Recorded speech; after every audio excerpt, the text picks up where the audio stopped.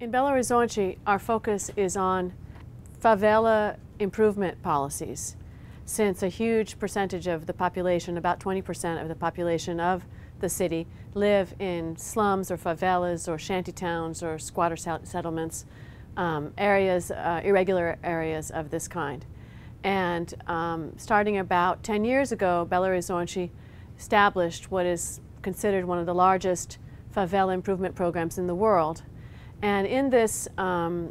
case study, we examined the roots of that experiment in much earlier experiences in the 1980s and the 1990s that followed participatory, inclusive, and integrated development and planning models for favelas in the attempt to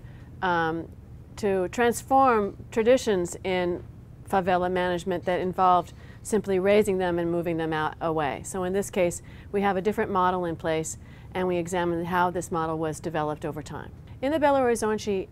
story,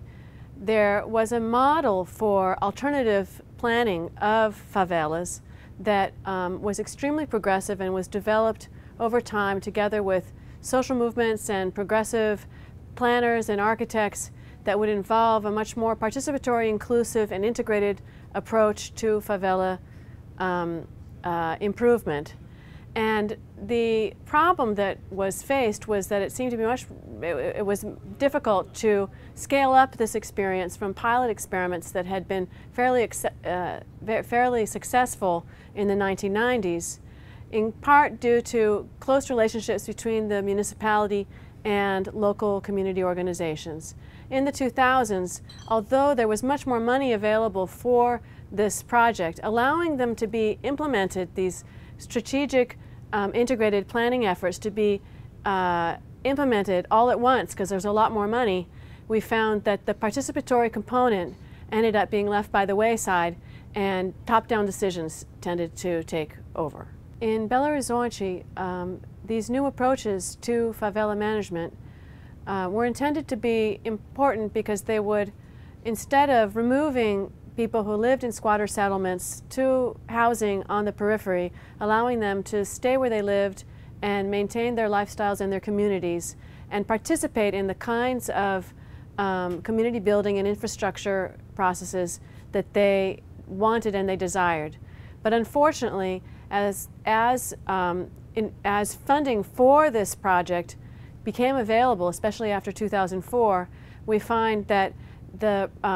process of implementing the processes ended up following much more technocratic top-down approaches, and often the decisions made were very different from what the population desired. An example that we have is in one community where much of the money was spent on a large avenue that was paved, and rather than supporting the needs of that community that was mostly bus transit and pedestrian,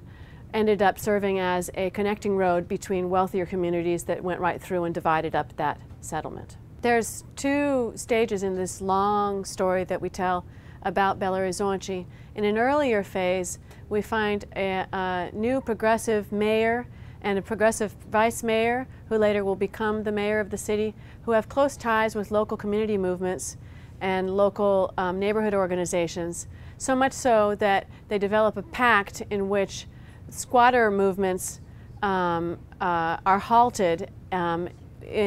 with the promise that there will be an improvement in housing for the very poor in the city. But over time, those movements that pact ends up breaking down as new political groups arrive in power related to the same political party, yet with more technocratic approaches, more top-down approaches to planning, much more links to business interests and to big infrastructure. And as the policies are less participatory and inclusive, new relationships, much more conflictual relationships between the municipal government and local social movements emerge. There's an interesting process in the Belo Horizonte case where we have a planning model, an alternative, very progressive approach to planning that is developed within local government institutions, especially the urban planning agency called URBEL, since the 1980s, that is influenced by a set of alternative ideas that has to do with this integrated, participatory, inclusive approach to dealing with favelas. And this planning model is very well established in the local governance institutions and operates at a pilot level during the 1990s fairly effectively. But what is ironic about this case is that as there was more money available for favela infrastructure development, the model ended up being left by the wayside, or better, it was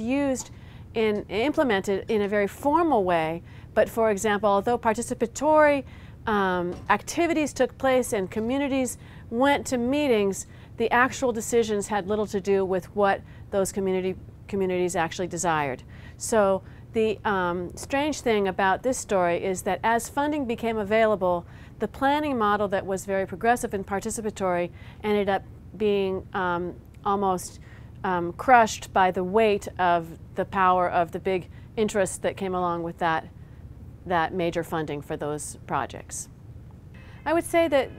one of the main problems that occurred in Belo Horizonte is that although the progressive coalition that had strong relationships with local community movements lasted a fairly long time, 2 and maybe 2.5 four-year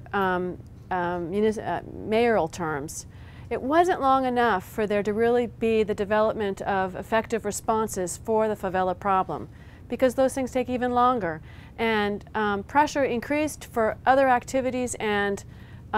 frustration increased among the poor who didn't feel like the government was able to come through with the promises it made. So even though it seems like a story in which there was a significant period of a progressive coalition in the city operating, that period was not long enough given the difficulty in implementing this kind of policy.